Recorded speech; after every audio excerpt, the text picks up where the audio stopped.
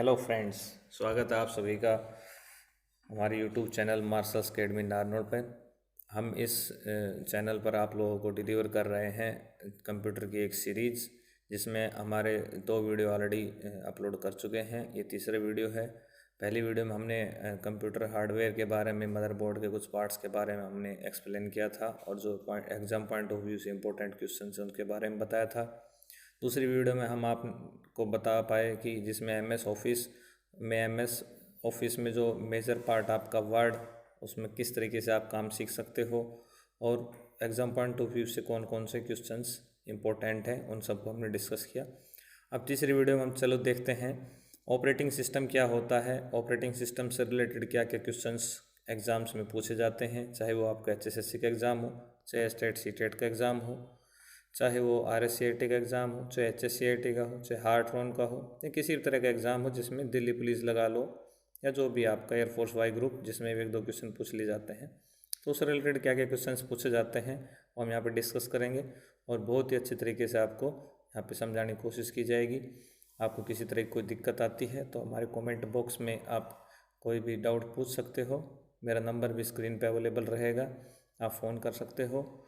और जिस भाई ने अभी तक सब्सक्राइब नहीं किया है वो हमारे चैनल, जिसका नाम मार्शल्स अकेडमी नारनौल है, चैनल को सब्सक्राइब करें, लाइक करें और साथ में बेल आइकन है उसको प्रेस करें ताकि आपके पास लेटेस्ट वीडियो की अपडेट आपके पास आती रहे और आपकी पढ़ाई में किसी तरह की कोई दिक्कत ना आए। ज़्यादा समय ना लेता हुआ मैं शुरुआत करता हूँ। सबसे पहले मैं आप लोगों को बताना चाहूँगा कि ऑपरेटिंग सिस्टम होता क्या है। जहाँ पे स्क्रीन पे आपको दिख रहा है, इंग्लिश मीडियम के स्टूडेंट्स के लिए पढ़ देते हैं एक बार। An operating system is software that manage computer hardware resources and provide common services for computer programs. The operating system is an essential component of the system software in a computer system. Application program usually requires an operating system to function. तो ये English medium के students के हो लिया। Basic concept मैं आपको Hindi medium students को सीधी सीधी शब्दों में बात बता देता हूँ। ऑपरेटिंग सिस्टम एक ऐसा जरिया है जो यूज़र और हार्डवेयर के बीच में कम्युनिकेशन करने का काम करता है, जिसमें हमारी जो एप्लीकेशंस होती हैं उनको रन करने में इसका बड़ा सहयोग होता है। यानी कि मोटे शब्दों में हम आपको बताना चाहें कि एक एप्लीकेशन बिना ऑपरेटिंग सिस्टम की हेल्प से काम नहीं कर सकती।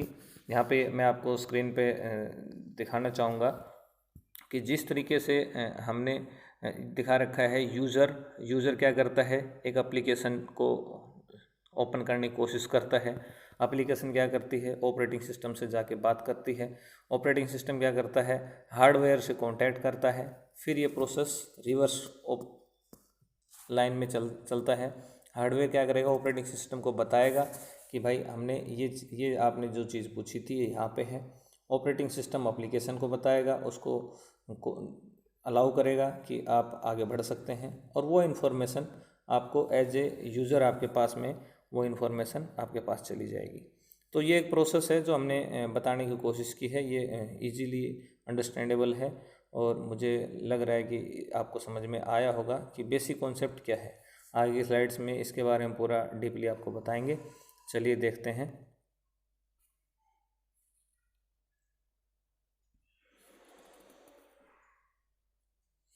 यहाँ पे एक और फिगर बनाया हमने और इसमें समझाने की कोशिश की है कि ऑपरेटिंग सिस्टम किस किस तरीके से काम करता है। पहला हम देख पा रहे हैं यहाँ पे कि ऑपरेटिंग सिस्टम बाकी जो चीज़ें हैं इन सबसे कोरिलेटेड है कहीं ना कहीं। तो ये आप स्क्रीन पे देख पा रहे हो कि एक ऑपरेटिंग सिस्टम किस तरीके से इतने हार्डवेयर्स को मैनेज कर रहा है, जिसमें आपका monitor, keyboard, printer, mouse, disk drive, hard disk हम बोलते हैं, और एक आपकी जो एप्लीकेशन है। यहाँ पे मैं आपको समझाने की कोशिश करूँगा कि एप्लीकेशन मतलब आप समझ लीजिए। एक उदाहरण के लिए मैं ले लेता हूँ, आपका व्हाट्सअप ले लेते हैं। बहुत यूज़ है, बहुत ट्रेंड में है, हर एक बंदा उसको यूज़ भी कर रहा है। अब व्हाट्सअप को यूज़ करने के लिए हमारे पास क्या क्या चीज़ें चाहिए। व्हाट्सअप को यूज़ करने के लिए 2 बेसिक चीज़ें हमारे पास होनी चाहिए। पहला क्या है, पहला तो आपके पास हार्डवेयर हो। हार्डवेयर यानी कि आपके पास कोई ना कोई मोबाइल या लैपटॉप, जिस भी तरीके का आप व्हाट्सअप यूज़ करना चाहेंगे। तो हम मान लो यहाँ पे हम मोबाइल से व्हाट्सअप यूज़ करेंगे, तो मोबाइल ले लिया आपने। अब मोबाइल डायरेक्ट व्हाट्सअप को डील नहीं कर पाएगा, उसके लिए क्या चाहिए होता है, हमने बताया था पिछली स्लाइड में आपको। ऑपरेटिंग सिस्टम क्या काम करता है, हार्डवेयर और यूजर के बीच में इंटरफेस का काम करेगा। तो एक एप्लीकेशन कब काम करेगी, जब उसके ऊपर एक ऑपरेटिंग सिस्टम होगा। तो जनरली हम ले लेते हैं एंड्रॉयड का सॉफ्टवेयर सभी मोबाइल्स में आजकल मैक्सिमम लोग यूज़ कर रहे हैं। तो एंड्रॉयड का ऑपरेटिंग सिस्टम, और ऐप की बात कर रहे थे हम व्हाट्सएप क्या है, यहाँ पे एक एप्लीकेशन है। यहाँ पे मैं आपको समझाने की कोशिश कर रहा हूँ कि एक एप्लीकेशन को रन करने के लिए एक ऑपरेटिंग सिस्टम की रिक्वायरमेंट होती है। ठीक है, इतना समझ में आ गया होगा। नेक्स्ट आगे बढ़ते हैं, अगली स्लाइड में आप लोगों को बताते हैं एप्लीकेशन सॉफ्टवेयर क्या होता है। Application software English medium students के लिए मैं पढ़ देता हूँ। Application software is a set of one or more programs design to carry out operations for a specific application. Application software can not run on itself but it is dependent on system software to execute. For example MS word, MS Excel, tele software, library management system, billing system extra. तो यहाँ पे application software जिसकी मैं बात कर रहा था, WhatsApp जो हमने बताया था, ये जनरली सब लोग यूज़ कर रहे, इस वजह से मैंने उदाहरण दिया था आप लोगों को। यहाँ पे ये बताने की कोशिश कर रहे थे एप्लीकेशन सॉफ्टवेयर क्या है, एक set of one or more program design to carry out operations for a specific application.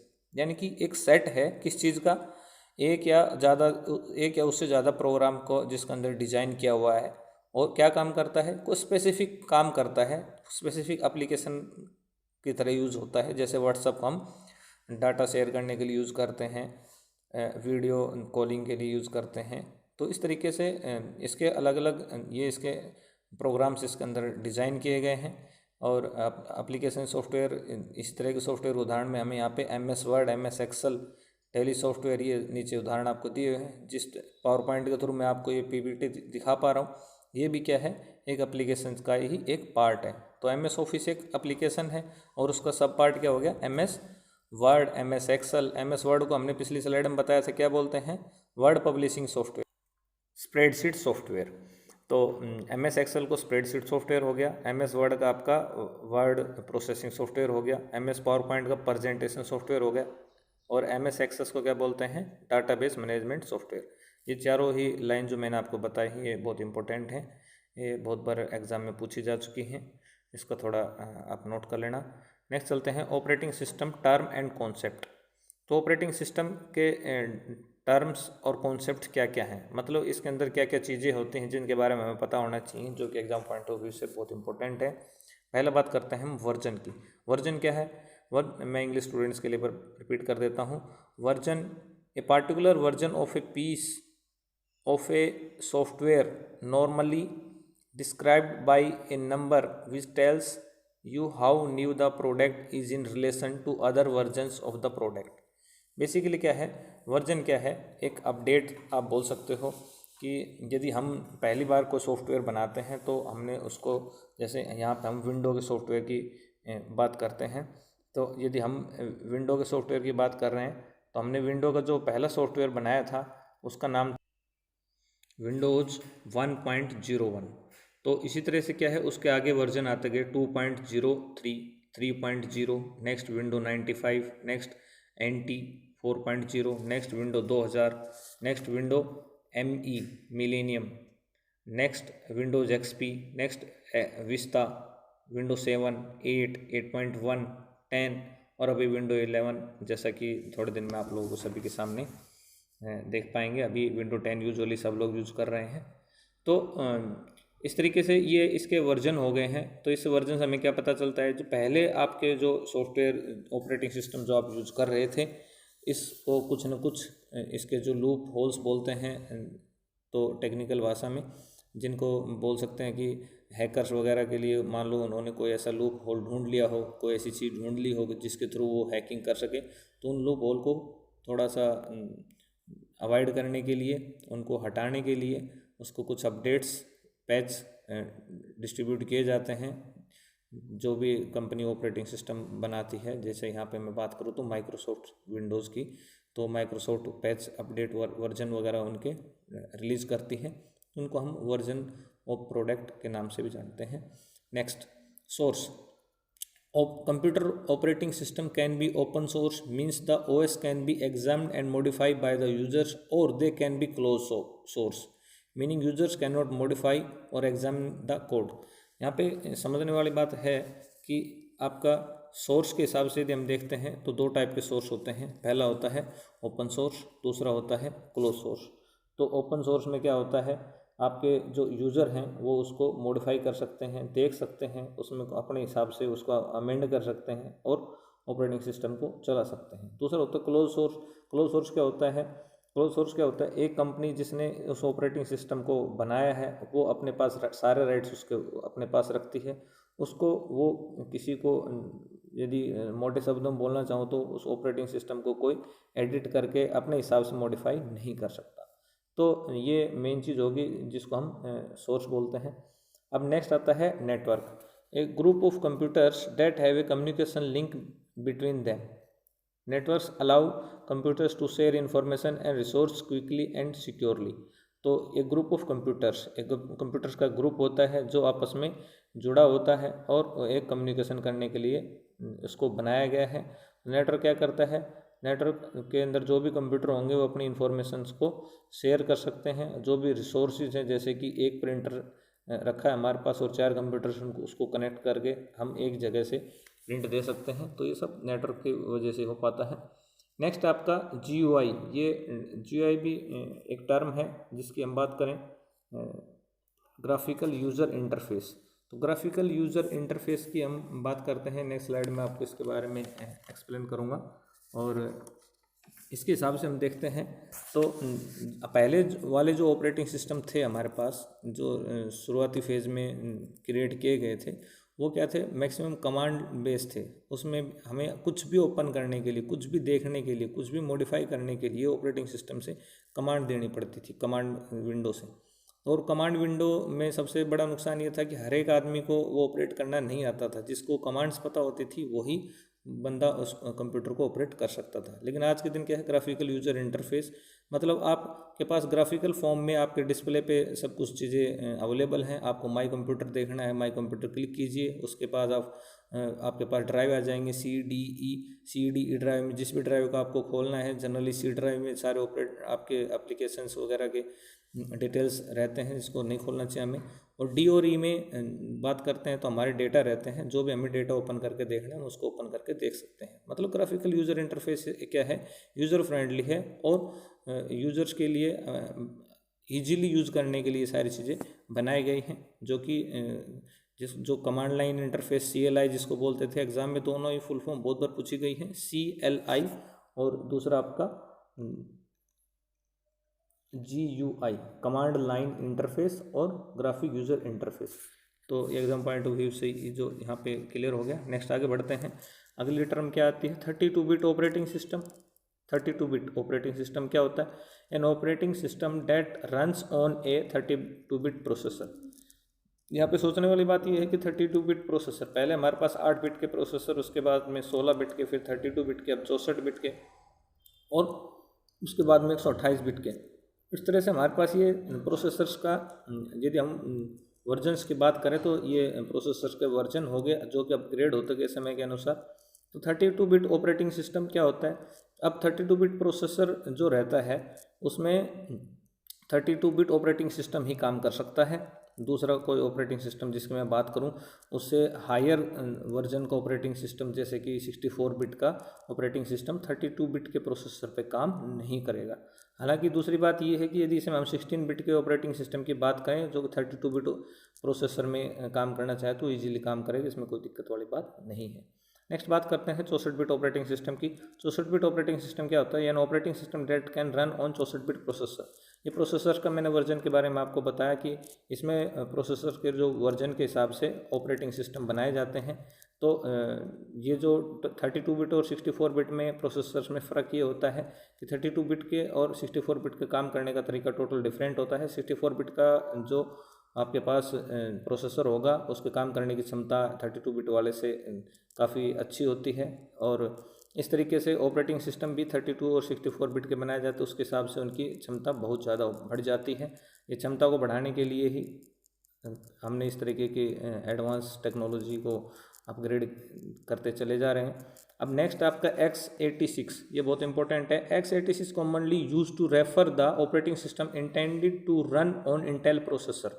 यहाँ पे मैं आपको बताना चाहूँगा कि प्रोसेसर बनाने की जो कंपनी है वो इंटेल, जिसकी हम बात करते हैं, और इंटेल प्रोसेसर की कंपनी जो 32 बिट का ऑपरेटिंग सिस्टम या 32 बिट का जो प्रोसेसर रहता है, इंटेल के जो प्रोसेसर जो 32 बिट का रहता है उसका नाम यहाँ पे x86 है। बहुत बार एग्जाम में पूछा गया है कि 32 बिट प्रोसेसर का दूसरा नाम इनमें से क्या है।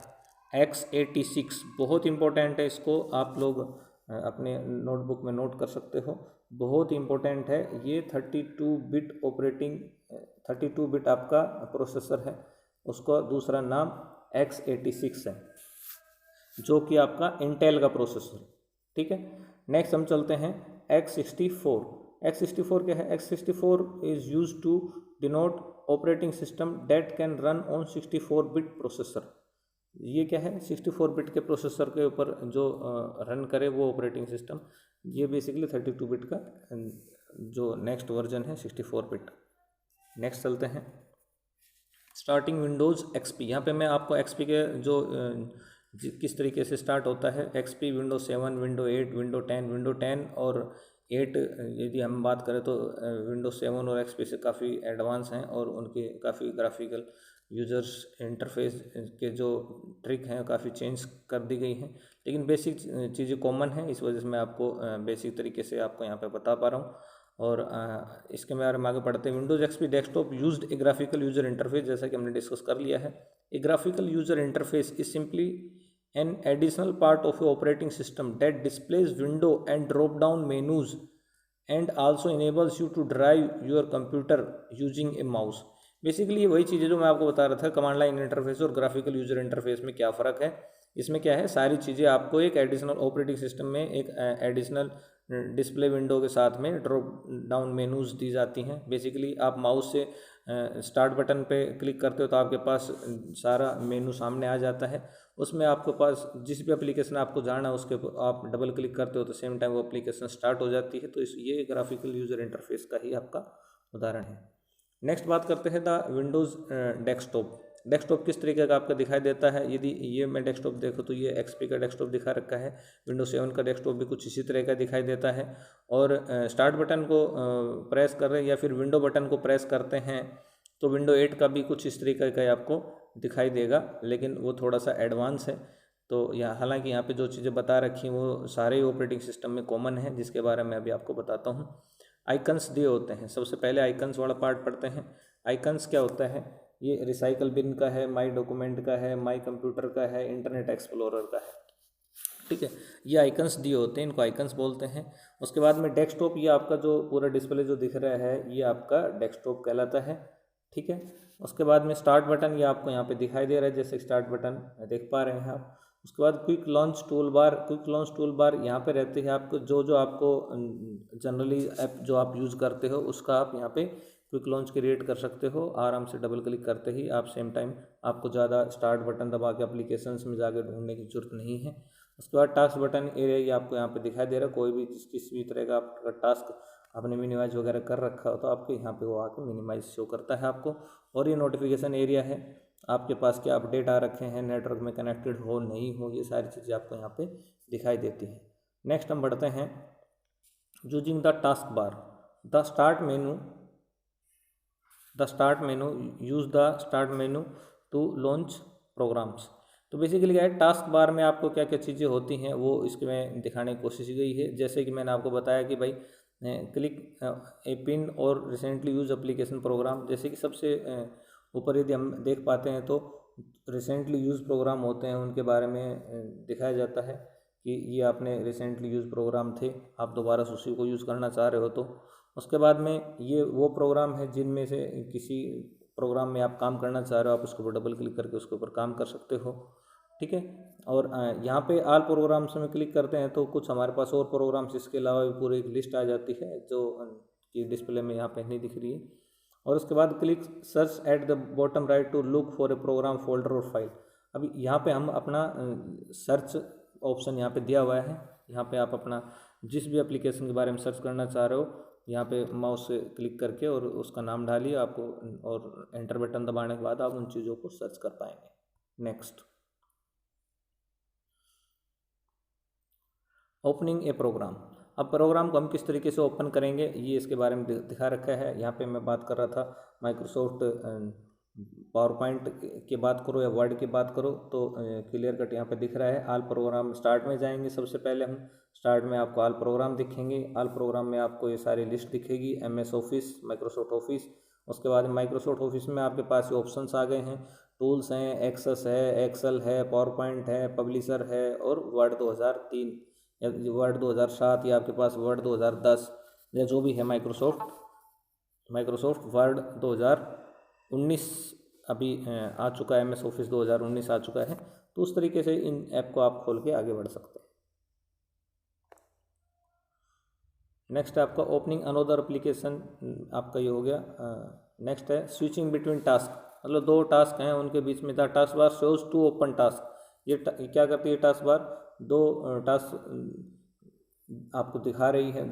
एक आपने डॉक्यूमेंट 1 में वर्ड का डॉक्यूमेंट ओपन किया हुआ है जो कि यहाँ दिख रहा है, और दूसरा में हमने एक्सेल का डॉक्यूमेंट ओपन किया हुआ है। लेकिन यहाँ पे जो इंपॉर्टेंट चीज़ है, ये चीज़ बता रखी है इन्होंने कि only one open task can be active, मतलब एक बार डिस्प्ले पर आपके सामने एक ही चीज़ आ सकती है।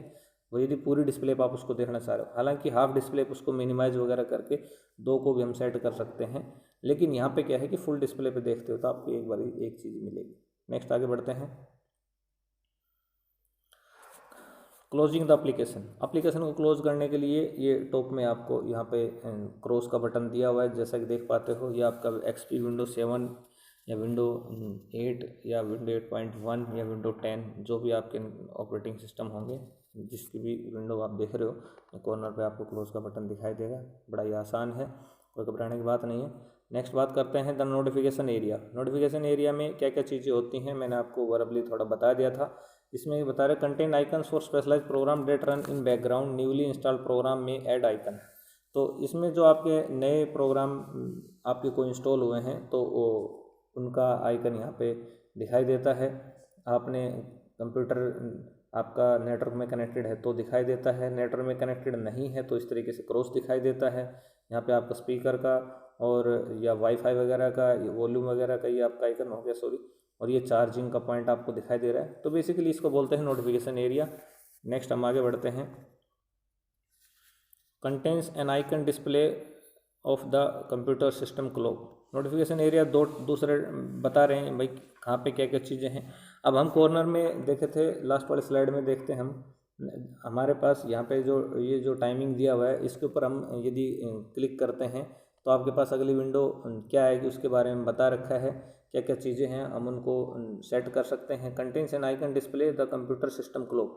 अब इसमें हम क्या क्या चीज़ें हैं, double click the system clock icon to display its dialog box and options.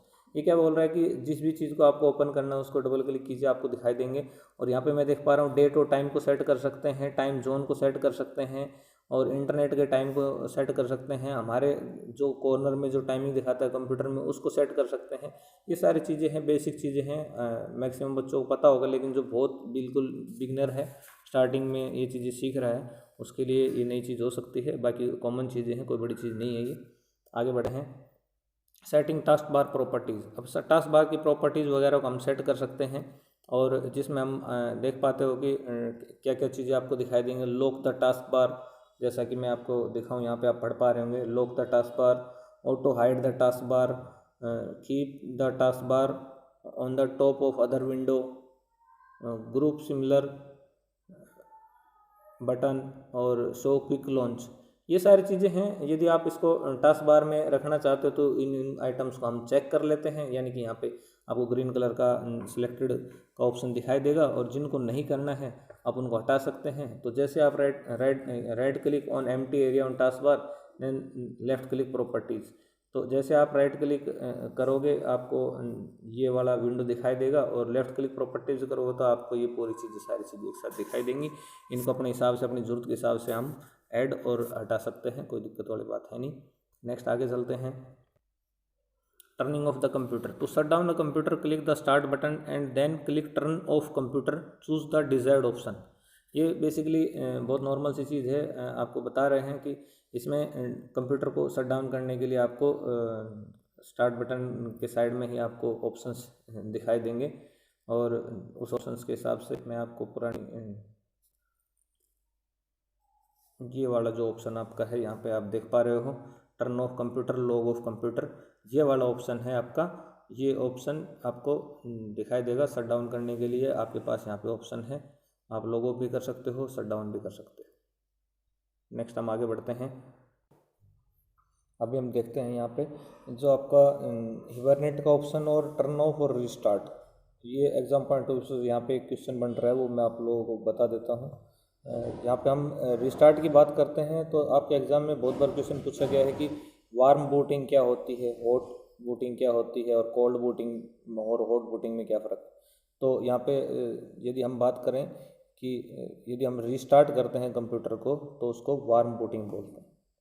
ठीक है, नेक्स्ट हम अगला चलते हैं, मैनेजिंग फाइल एंड फोल्डर्स। तो फाइल और फोल्डर्स को किस तरीके से मैनेज करेंगे।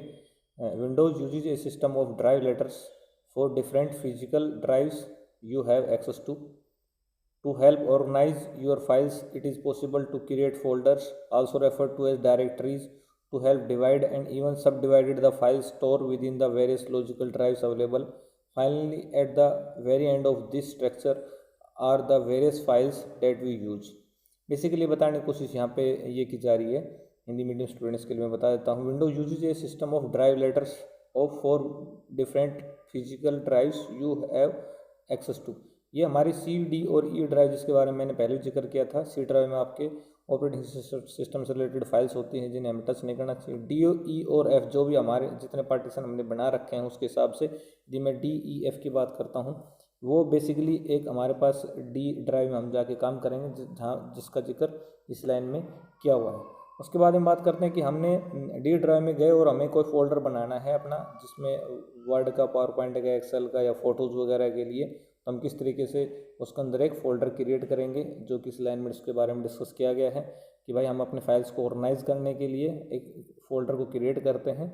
और उसके आगे जब मान लो हमने वीडियोज़ की बात करें या हमने अपनी ऑफिस की कोई फाइल की बात करें, ये सब हमने उसके अंदर सेव की हैं, तो उसके अंदर भी एक सब फोल्डर हमने क्रिएट कर रखा है जिसका जिक्र यहाँ किया हुआ है। उसमें हम अलग अलग चीज़ों के फोल्डर अलग अलग बना सकते हैं, जैसे कि ऑफिस का मेरा फाइल अलग रहेगा, घर का मेरा अलग रहेगा, तो इस तरीके से उन फाइल्स को हम नाम दे सकते हैं। और फाइनली एंड में हमारे पास एक्चुअल फाइल होती हैं जो कि जिस पे हमें काम करना होता है। तो बेसिकली पूरा एक स्ट्रक्चर होता है और ये इसको टॉप टू बॉटम हम डायरेक्टरी के रूप में बात करते हैं। टेक्निकल भाषा में बात करें तो ये डायरेक्टरी का एक पार्ट है आपका ड्राइव से लेके, और एक यूज़र जहाँ पे एक्सेस करता है इन चीज़ों तक। नेक्स्ट है मैनेजिंग फाइल्स एंड फोल्डर। सबसे पहले है file has a name. File के पास क्या होता है, एक नाम होता है। Location and file type, file किस तरह की, पीडीएफ फाइल है, पीपीटी है, या आपकी किस तरह की फ़ाइल है, तो उसका एक नाम होगा। तो और दूसरा उसका एक लोकेशन, जिस लोकेशन पे हमने उसको क्रिएट किया वो लोकेशन होगी। नेक्स्ट आपका फोल्डर। फोल्डर क्या है, बेसिक जो भी हमारे फाइल्स हैं उनको हम किसके अंदर डालते हैं, फोल्डर के अंदर डालते हैं। तो यहाँ पे ये चीज़ समझने की है कि आपका जो फोल्डर है, फोल्डर में और फाइल में डिफरेंस क्या है। फाइल आपकी एक्चुअल फाइल है जिस पे आप काम करते हो। फोल्डर नंबर ऑफ़ फाइल्स को हैंडल करने के लिए हम फोल्डर का यूज़ करते हैं। जैसे कि हम प्रैक्टिकली बात करें, हम फोल्डर अपने जनरल लाइफ में कहाँ यूज़ करते हैं, फोल्डर लेते हैं, उसके अंदर बहुत से पेजेस को डाल देते हैं, है कि नहीं। तो फोल्डर क्या है, बंडल ऑफ फाइल्स को हम उसके अंदर डालते हैं। नेक्स्ट आपका drive, hardware location of folders and files. जो आपकी हार्डवेयर लोकेशन है, मतलब बेसिकली जहाँ पे आपके जाके सेव हो रखे हैं आपके फोल्डर और जो फाइल्स हैं, ये आपकी क्या है, एक ड्राइव में जाके सेव होती हैं। ठीक है, यहाँ पे एक चीज़ इम्पोर्टेंट है जो कि नीचे लाइन में दे रखी है। Each user has his her own my document folder on the C drive created automatic by Windows to store his her files. Basically क्या है, एक से ज़्यादा यूज़र एक बार में एक से ज़्यादा यूज़र यदि मैं बात करूँ तो आपके पास जो कंप्यूटर है उसमें एक से ज़्यादा यूज़र क्रिएट होते हैं और बारी बारी से वो काम कर सकते हैं, और उनका अलग अलग जिस तरीके से यूज़र अपने नाम से लोग यूज़र आईडी पासवर्ड उनके अलग अलग होंगे। यूज़र आईडी पासवर्ड जिस तरीके से लॉगिन करते हैं तो उनकी फाइल्स भी सी ड्राइव में जाके अलग अलग नाम से सेव होती हैं। ये भी बताने की कोशिश की गई है। हम आगे बढ़ते हैं। कॉपिंग ए फाइल और फोल्डर। एक फाइल और फोल्डर को कॉपी करने के लिए हम क्या करेंगे, open my computer. My computer में क्लिक स्टार्ट और माई कंप्यूटर पे जाके हम जैसा कि में यहाँ पे बताया गया है। उसके बाद में navigate to click on select the file और फोल्डर टू बी कॉपीड। उसके बाद में हम क्या करेंगे, हम जो भी हमें फ़ाइल कॉपी करनी है उसको नेविगेट करेंगे, मतलब ढूंढेंगे, देखेंगे कहाँ से हमारी फ़ाइल कॉपी करके हमें कहाँ लेके जानी है। नेक्स्ट है under file and folder task click copy this file और कॉपी दिस फोल्डर। और यहाँ पे आप डायरेक्टली आपके पास लेफ्ट साइड में एक ऑप्शन दिखाई दे रहा है कॉपी दिस फाइल करके, आप इस पर भी क्लिक कर सकते हो। उसके अलावा यदि मैं शॉर्ट ट्रिक की बात करूँ, आपको मैंने बताया था MS वर्ड की कंट्रोल-C से आप कॉपी कर सकते हो। ठीक है। नेक्स्ट है भाई, in the copy items dialog box navigate to the drive folder to contain the copied item and click the copy button. तो आप जिस भी ड्राइव में आप उसको लेके जाना चाह रहे हो उसमें आप उसको ले जाके वहाँ पे कॉपी कर सकते हो, और कंट्रोल-V से आप उसको पेस्ट भी कर सकते हो। ये बहुत बेसिक चीज़ें हैं।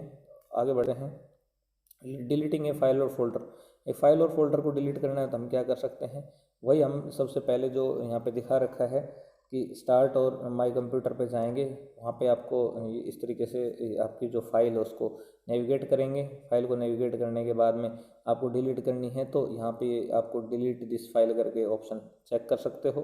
जैसे आप इसको सिलेक्ट करोगे सेम टाइम में फाइल डिलीट हो जाएगी। और add the confirming delete message reply yes. यहाँ पे एक चीज़ और भी पूछ जाती है कि आपको ये डिलीट करनी है, do you want to delete और नॉट। आपके पास ये अफर्मेशन के लिए पूछता है, यदि आप इसको यस बोल देते हैं तो आपके पास क्या होगा, ये फाइल आपकी डिलीट हो जाएगी। The file is remove from its location and stored in the recycle bin. ये बहुत इंपॉर्टेंट चीज़ है। जब आपकी फ़ाइल डिलीट हो जाती है तो रिसाइकल बिन में चली जाती है। यदि हमें इस चीज़ को अवॉइड करना है कि फ़ाइल को रिसाइकल बिन में नहीं भेजना है, ये एग्जाम में पूछा गया क्वेश्चन है, तो हम क्या करेंगे, शिफ्ट प्लस डिलीट करते हैं तो आपकी जो फाइल है वो आपके रिसाइकल बिन में नहीं जाएगी, डायरेक्ट डिलीट हो जाएगी। और नेक्स्ट चलते हैं, आगे बढ़ते हैं इसमें।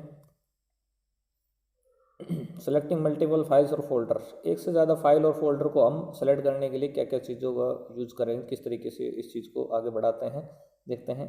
पहला है इसमें एडजेसेंट फाइल और फोल्डर, अगल बगल में कोई फाइल फोल्डर दिए हुए हैं यहाँ, जैसा कि आपको फिगर में देख पा रहे हैं आप लोग। ये देखिए 1 2 3 4 5 ये अलग अलग आपके पास फाइल दी गई हैं। ये फाइल्स को आप सभी को आप इनको सेलेक्ट करना चाहते हो तो इसके लिए आपको ऑप्शन दिया है क्लिक फर्स्ट फाइल और फोल्डर। पहली फाइल और फोल्डर पे आप क्लिक कीजिए, जैसा कि यहाँ पे दिखाया गया है।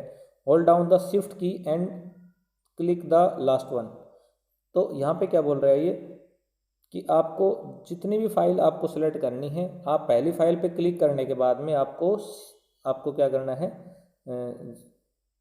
शिफ्ट की है प्रेस करनी है, और उसके बाद में डायरेक्ट लास्ट वाली, मतलब यदि यहाँ पे मैं देख पा रहा हूँ फिगर में 5 फाइल्स हमने सेलेक्ट कर रखी हैं, तो पहली फाइल हमने सेलेक्ट की यहाँ पे, उसके बाद में शिफ्ट का बटन दबाया, उसके बाद हमने यहाँ इसको सेलेक्ट किया। तो जैसे ही हम ये दो को मतलब लास्ट वन को क्लिक करेंगे तो आपके पास जो उससे ऊपर वाली जितनी फाइल हैं ये आपके पास ऑटो सेलेक्टेड मोड में आ जाएंगी, मतलब 5 चौक 5 सेलेक्ट हो जाएगी। 5 बार क्लिक करने की जरूरत नहीं है, जनरल यूजर ऐसे ही करता है, 5 फाइल को 5 बार में क्लिक करता रहता है।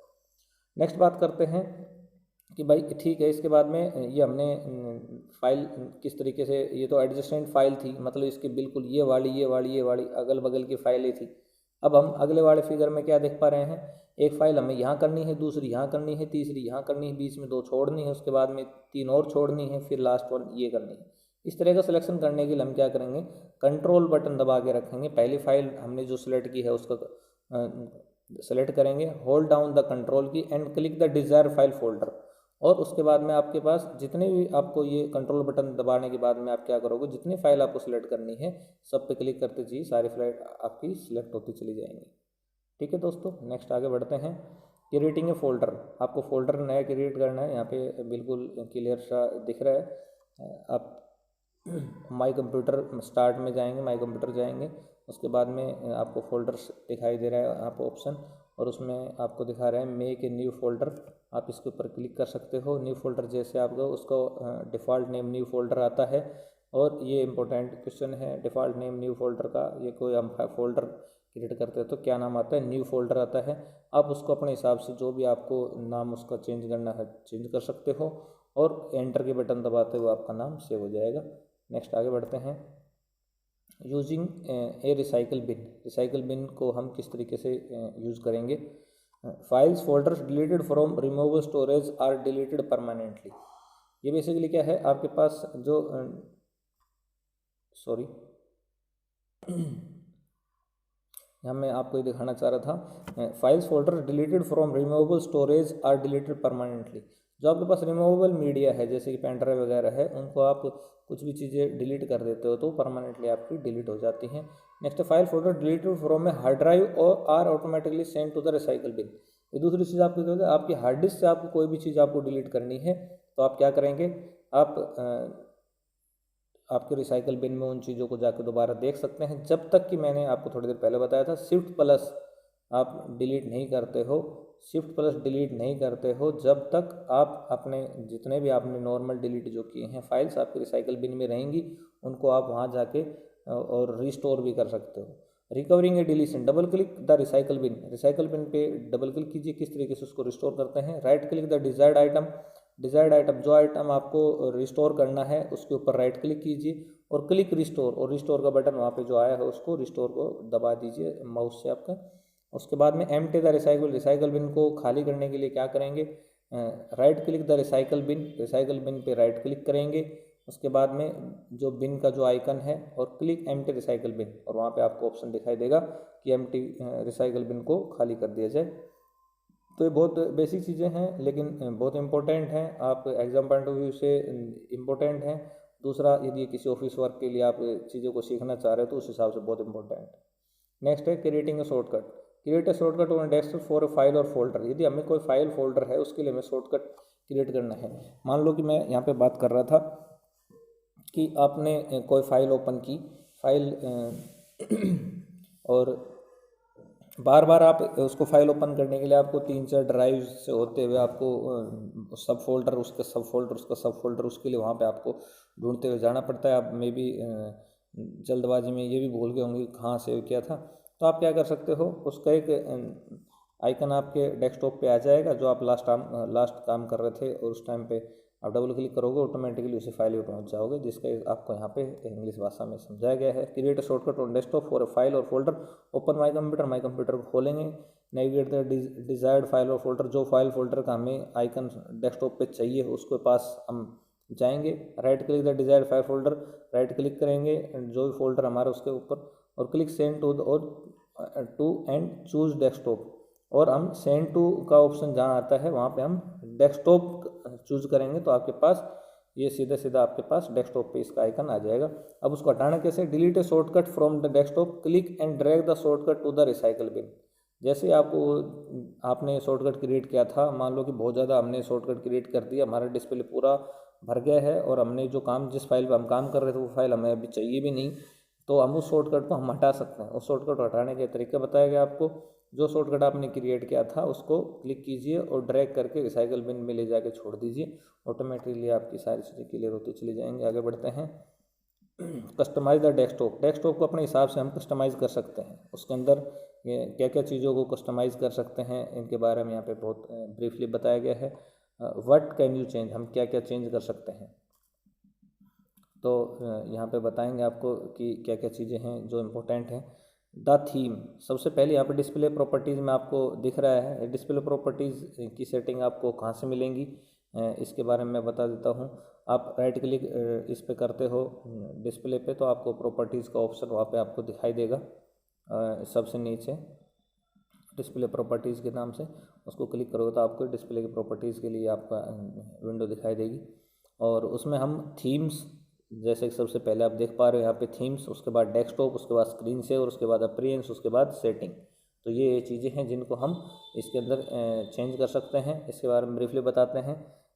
द थीम क्या होती है, a set of fonts, sound, icons, colours, mouse pointers, background and screen saver, ये सारी चीज़ें हैं जो इसके अंदर आप चेंज कर सकते हो।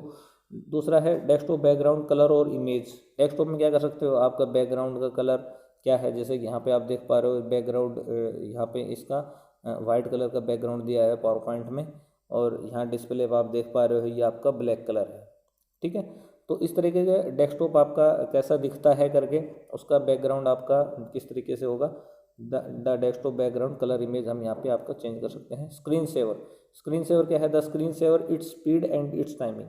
स्क्रीन सेवर बेसिकली क्या है भाई, हम 1 या 2 मिनट या 3 मिनट 5 मिनट या हम काम करते समय 5 मिनट का ब्रेक लिया, हमने चाय पीने के लिए चले गए, तो हम स्क्रीन सेवर आपको ऑटोमेटिकली दिखाई देता, आपने कई ऑफिसों में देखा भी होगा।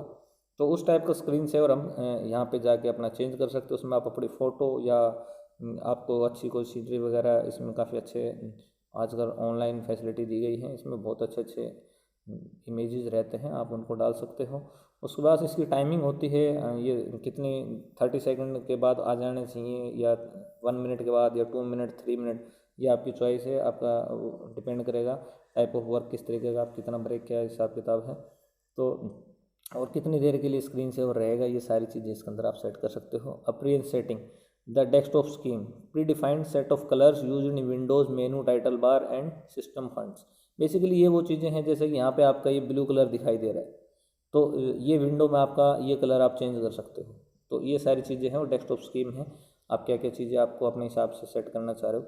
लास्ट है इसका सेटिंग में display setting, colour quality and screen resolution based on computer hardware. आपके कंप्यूटर का हार्डवेयर कैसा है, कितनी स्क्रीन आपको चाहिए, आपकी स्क्रीन 32 इंच है, आपकी स्क्रीन 42 इंच है, 48 इंच है, या आपकी स्क्रीन बहुत छोटी है 22 इंच है, तो ये सारी चीज़ें उसके हिसाब से आपका रिजोल्यूशन वगैरह आप सेट कर सकते हो। ठीक है, ये बेसिक चीज़ें थी, अब क्या क्या चीज़ें हैं इनको इनके बारे में पता होना चाहिए। नेक्स्ट है कस्टमाइज द डेस्कटॉप को हम किस तरीके से कस्टमाइज़ कर सकते हैं। To display desktop properties, desktop की प्रॉपर्टीज़ के लिए, जैसे मैंने थोड़ी देर पहले आपको बताया, right click an empty spot on the desktop के कहीं भी हम जहाँ खाली है वहाँ पे राइट क्लिक करेंगे, click properties in shortcut menu, आपके पास ये वाला मेनू आएगा, उसके बाद प्रॉपर्टीज़ पे आप क्लिक करोगे, तो यही जो नेक्स्ट चीज़ें थी वो using Windows help and support centre, click the start button help and support centre. तो ये बेसिकली क्या है, आपके पास आपको कुछ भी चीज़ें समझ में नहीं आ रही हैं, आपको किसी तरह की असिस्टेंस चाहिए, आपको माइक्रोसॉफ्ट की जो हेल्पलाइन नंबर वगैरह ये सारी चीज़ें यहाँ पे दी होती हैं। और आजकल विंडो 10 की बात करें या 11 की बात करें, तो इसमें बहुत काफ़ी एडवांस आ गया है, इसमें ऐसी कोई हार्ड एंड फास्ट चीज़ें नहीं हैं। मैं आगे बढ़ना चाहूँगा। नेक्स्ट है आपका using Windows help and support center. इसमें क्या है, click the index tool bar button, enter a keyword to find, ये बेसिकली क्लिक ए हाइपरलिंक, ये बहुत सी चीज़ें हैं, जैसे हाइपरलिंक क्रिएट करना है आपको, या आपको कुछ यहाँ पे ढूंढना है, तो ये चीज़ें हैं जो आपको, या इंडेक्सिंग करनी है, तो बहुत सी चीज़ें हैं जिनको आप देख सकते हो। ये नॉर्मल यूज़र के पॉइंट ऑफ व्यू से खास इंपॉर्टेंट चीज़ नहीं है, ये जो ऑपरेटिंग सिस्टम इंस्टॉल वगैरह करेगा या इस तरीके की चीज़ें जो थोड़ा सा एडवांस जानकार होगा इन चीज़ों के बारे में जान पाएगा। जैसे मैं बात करता हूँ कंट्रोल प्लस के हाइपरलिंक का शॉर्टकट, यहाँ पे ये इंपॉर्टेंट क्वेश्चन बनता है जो कि बहुत इंपॉर्टेंट है, कई एग्जाम में पूछा गया है। हाइपरलिंक क्या होता है ये मैंने आपको पिछली वीडियो में बताया था।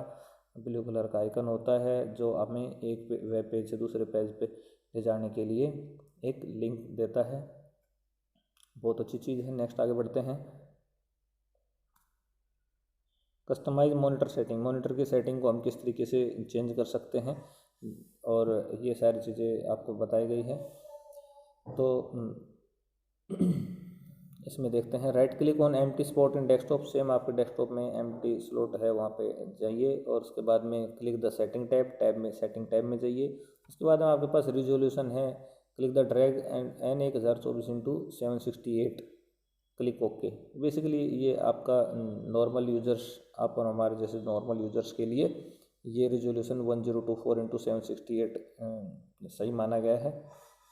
और यदि इसकी बात करें तो ये एक नॉर्मल यूज़र के लिए बिल्कुल सही है, कोई किसी तरह की कोई दिक्कत नहीं आती डिस्प्ले में। उसके बाद विंडो एक्सपी सिस्टम रिस्टोर, उसके बाद बात करते हैं विंडो एक्सपी है जो इसमें सिस्टम रिस्टोर किस तरीके से कर सकते हैं। तो सिस्टम रिस्टोर होता क्या है इसके बारे में थोड़ा डिटेल से बताते हैं। What is system restore, A built Windows XP feature, built Windows मतलब विंडो के साथ में इनबिल्ट फीचर आता है। तो यहाँ पे मैं बात कर रहा हूँ भाई आपका जो रिस्टोर बेसिकली होता क्या है, आपके कंप्यूटर में किसी तरह की कोई दिक्कत है, use to return your computer to an earlier state if you encounter a system failure और अदर मेजर प्रॉब्लम। बहुत इंपॉर्टेंट लाइन है, इसी लाइन में सब कुछ आ गया है। ये क्या करता है, आपके कंप्यूटर में यदि किसी तरह की कोई प्रॉब्लम आ रही है तो उस प्रॉब्लम को ये आराम से हैंडल करता है। ये रिस्टोर बटन जैसे आप दबाओगे माउस की सहायता से, तो आपके पास आपका कंप्यूटर जो पहले वाली स्थिति में, जहाँ जिस स्थिति में काम कर रहा था, उस स्थिति में कंप्यूटर चला जाएगा। मैं इसको ब्रॉडली एक्सप्लेन करता हूँ। मान लो कि हमने विंडो 7, विंडो 8, विंडो 10 यूज़ कर रहे हैं और हमने कोई अपडेट डाली, या अपडेट डालने के तुरंत बाद या हमने कोई सॉफ्टवेयर इंस्टॉल किया, एप्लीकेशन को इंस्टॉल की। मान लो हमने उसके अंदर VLC मीडिया प्लेयर डाल दिया कहीं से लाके, हमें कुछ वीडियो देखना था, तो आपने क्या किया, जैसे ही वो VLC मीडिया प्लेयर उसके अंदर डाला, आपका सिस्टम काम करना बंद कर देता है, आपका कंप्यूटर काम करना बंद कर देता है। तो इस कंडीशन में हम क्या करेंगे, सिस्टम रिस्टोर है, सिस्टम रिस्टोर के पास सेलेक्ट करेंगे, और जैसे सिस्टम रिस्टोर करेंगे तो आपका कंप्यूटर उस पोजीशन पे पहुंच जाएगा जिस पोजीशन में लास्ट वो गुड वर्किंग कॉन्फ़िगरेशन में था। ठीक है, ये सिस्टम रिस्टोर का फ़ायदा है। और नेक्स्ट आगे बढ़ते हैं। Where do I find system restore, system restore हम कहाँ प्राप्त कर सकते हैं, कहाँ होगा, तो इसके बारे में थोड़ा बता दिया गया है यहाँ पे। तो राइट क्लिक माई कंप्यूटर, तो माई कंप्यूटर पे हम राइट क्लिक करेंगे और राइट क्लिक करते ही आपको यहाँ पे दिखाई दे जाएगा चूज़ प्रॉपर्टीज़, प्रॉपर्टीज़ को चूज़ करेंगे। ठीक है, और उसके बाद में choose system restore tab, system restore tab यहाँ पे जैसा कि आपको दिखाई दे रहा है, सिस्टम प्रॉपर्टीज़ में आपको सिस्टम रिस्टोर टैब में this is where you can allocate more drive space to the program, और यहाँ पे आप अपने प्रोग्राम को और ज़्यादा स्पेस वगैरह भी दे सकते हो। You can also turn off system restore from here, आप सिस्टम रिस्टोर यहाँ से बंद भी कर सकते हो। ये सारी चीज़ें इसके अंदर बताई गई हैं। आगे बढ़ते हैं। तो दोस्तों मैं आपको बताना चाहूँगा कि अपना सिस्टम रिस्टोर के बाद में यहाँ पे ये चैप्टर कंप्लीट होता है। इसके अभी कंप्लीट तो हमारा सिर्फ इतना ही हुआ है कि हमने आपको ऑपरेटिंग सिस्टम के बारे में बता दिया, किस किस तरह से बेसिक चीज़ें हैं जो जनरल यूज़र को आनी चाहिए, फाइल फोल्डर कैसे क्रिएट करना है, उनमें काम कैसे करना है, रिसाइकिल बिन क्या है, ये सारी चीज़ हमने बता दी। लेकिन कुछ इंपॉर्टेंट चीज़ें और हैं जो एग्ज़ाम पॉइंट ऑफ व्यू से बहुत मायने रखती हैं, और मुझे ऐसा लग रहा है कि वो आप लोगों के साथ बिल्कुल डिस्कस कर लेनी चाहिए। तो यहाँ पे मैं आपको बताना चाहूँगा कि ऑपरेटिंग सिस्टम में सबसे पहले यदि बात करें तो माइक्रोसॉफ्ट का सबसे पहला ऑपरेटिंग सिस्टम का नाम बहुत बार पूछा गया है, तो उसको बोलते हैं डोस। डोस मतलब disk operating system, disk operating. तो यहाँ पे जो माइक्रोसॉफ्ट का डिस्क ऑपरेटिंग सिस्टम था, DOS, इसकी फुल फॉर्म बहुत बार एग्जाम में पूछी गई है। दूसरा इम्पोर्टेंट क्वेश्चन ये है कि यहाँ पे सबसे पहले हम बात करते हैं कि command line interface, command line interface और ग्राफिकल यूज़र इंटरफेस, इन दोनों के बीच में बहुत बार फुल फॉर्म पूछी गई है। और यदि अगला बात करते हैं MS विंडोज़ की, MS विंडोज़ में यह माइक्रोसॉफ्ट द्वारा ग्राफिकल यूज़र इंटरफेस है, ये ग्राफिकल यूज़र इंटरफेस है। दूसरा इसका यदि उदाहरण पूछते हैं तो विंडोज़ 95, विंडोज़ 98, XP, विस्ता 7, 8, 8.1, 10, ये सारी चीज़ें हैं। और XP की बात करते हैं तो 2004 में इंट्रोड्यूस हुआ था, और विस्ता की बात करते हैं 2007 में इंट्रोड्यूस हुआ था। और इसके साथ में प्रथम संस्करण यदि बात करते हैं तो 20 नवंबर 1985 में माइक्रोसॉफ्ट MS विंडोज़ का प्रथम संस्करण, फर्स्ट वर्जन जिसके बारे में बात कर रहे थे हम, तो 1.0 20 नवंबर 1985 को आया था, जिसे इंटरफेस मैनेजर के नाम से जानते हैं, जिसे इंटरफेस मैनेजर के नाम से भी जानते हैं। ये बहुत इंपॉर्टेंट क्वेश्चन है, एग्जाम पॉइंट ऑफ व्यू से इसको आप नोट कर सकते हो। उसके बाद हम बात करते हैं ये तो हमने बात किया ऑपरेटिंग सिस्टम में आपके पास इम्पोर्टेंट ऑपरेटिंग सिस्टम कौन कौन से हैं। विंडोज़ की बात की हमने, MS विंडोज़ की। उसके बाद में यूनिक्स, लिनक्स, ये भी इसके बहुत बड़े बड़े ऑपरेटिंग सिस्टम है जो आज के दिन बहुत फेमस हैं, और इनके बारे में थोड़ा बताना चाहूँगा। एग्जाम पॉइंट ऑफ व्यू से बहुत क्वेश्चन यहाँ से आए हुए हैं। यूनिक्स के बारे में बात करते हैं। यह 1969 में AT&T एम्प्लॉय द्वारा विकसित किया गया था। मैं दोबारा बता देता हूँ, यह 1969 में AT&T कंपनी के जो एम्प्लॉय थे उनके द्वारा ऑपरेटिंग सिस्टम ये बनाया गया था। और इनके जो डेवलपर थे, इनका नाम था केन थॉम्पसन, डेनिस रिची और डगलस मैक्लोरॉय। दोबारा से नाम बता देता हूँ। इनको यूनिक्स सिस्टम को जो बनाने वाले, यूनिक्स ऑपरेटिंग सिस्टम को बनाने वाले, विकसित करने वाले केन थॉम्पसन, डेनिस रिची और डगलस मैक्लोरॉय, ये नाम आप याद कर लेना। यहाँ पे डगलस का नाम आया तो एक चीज़ और बताना चाहूँगा, माउस का आविष्कार डॉक्टर डगलस एंजल बर्ट ने किया था। ये बहुत इंपॉर्टेंट क्वेश्चन है, एग्जाम पॉइंट ऑफ व्यू से बहुत बार पूछा गया है। नेक्स्ट बात करते हैं लिनक्स। लिनक्स सन 1991 में इसका पहला संस्करण आया गया था और यह कर्नेल पर आधारित है। यह यूनिक्स की तरह ही ऑपरेटिंग सिस्टम है। यह क्या है? यूनिक्स की तरह ही ऑपरेटिंग सिस्टम है, तो कर्नेल पे आधारित है। नेक्स्ट आगे बात करते हैं। इसमें हम देखते हैं कि जो आपके पास समय के अनुसार जो जो ऑपरेटिंग सिस्टम आते चले गए, उनके साथ में कौन कौन से आपके software, word processor, MS office के कौन कौन से पार्ट काम करते थे और उन्हें किस नामों से जाना जाता था। एग्जाम पॉइंट ऑफ व्यू से बहुत बार पूछा गया है। सबसे पहले हम लेते हैं MS DOS। MS DOS मतलब माइक्रोसॉफ्ट डिस ऑपरेटिंग सिस्टम, ठीक है। तो इसमें वर्ड प्रोसेसिंग जिसकी हम बात करते हैं, जैसे कि MS ऑफिस की बात करते हैं, तो उस टाइम पे वर्ड स्टार के नाम से उसे जाना जाता था। नेक्स्ट है आपका स्प्रेडशीट सॉफ्टवेयर जो यूज़ करते थे उसको जानते थे लोटस 1 2 3 के नाम से जानते थे, और डाटाबेस को DBase के नाम से जानते थे। नेक्स्ट है आपका MS विंडोज़। तो ये डिस्क ऑपरेटिंग सिस्टम के मैंने आपको बताया, दोबारा से रिपीट कर देता हूँ। MS डिस्क ऑपरेटिंग सिस्टम आपका ऑपरेटिंग सॉफ्टवेयर है। नेक्स्ट बात करते हैं MS विंडोज़ की। MS विंडोज़ जो ऑपरेटिंग सिस्टम है, इसमें हम जो वर्ड प्रोसेसिंग मतलब जो MS वर्ड की बात करते हैं तो इसमें वर्ड पैड के नाम से जानते थे, और MS बाद में उसको MS वर्ड के नाम से जाना जाने लगा। स्प्रेडशीट सॉफ्टवेयर उसको MS एक्सेल के नाम से जानते हैं, प्रेजेंटेशन को MS पावर पॉइंट के नाम से जानते हैं, और डाटाबेस को MS एक्सेस के नाम से जानने लगे MS विंडोज़ के बाद में। उसके बाद में मैं बात करता हूँ लिनक्स की। लिनक्स ऑपरेटिंग सिस्टम है, इसको हम जो वर्ड प्रोसेसिंग है जिसका कि MS वर्ड, जैसे माइक्रोसॉफ्ट वर्ड में जो चीज़ होती है वो लिनक्स में किस नाम से जानी जाती है। जैसे माइक्रोसॉफ्ट वर्ड में तो वर्ड प्रोसेसिंग हमने बता दिया आपको, तो लिनक्स में किस नाम से जानी जाएगी? लिनक्स में जानी जाएगी के word, AB word, open writer, star writer. तो ये वर्ड प्रोसेसर में इनको ये लिनक्स में 4 नाम इनको दिए गए थे, के वर्ड, AB वर्ड और ओपन राइटर, स्टार राइटर, ठीक है। ये इसके 4 मेजर पार्ट है बेसिकली वर्ड प्रोसेसिंग। आपके MS विंडोज़ में word processing software MS word को बोला जाता था। यहाँ पे लिनक्स में उनका क्या नाम है ये मैं आपको यहाँ पे बता रहा हूँ, के word, AB word, open writer, star writer.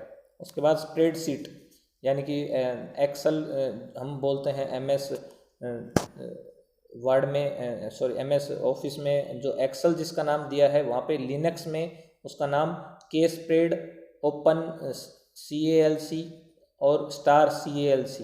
Open calculation, star calculation का शॉर्ट फॉर्म है ओपन CALC और स्टार CALC। ये बेसिकली स्प्रेडशीट सॉफ्टवेयर जो हम MS ऑफिस में बोलते हैं उनको लिनक्स में किस नाम से जाना जाता है? के स्प्रेड, ओपन कैलकुलेशन और स्टार कैलकुलेशन।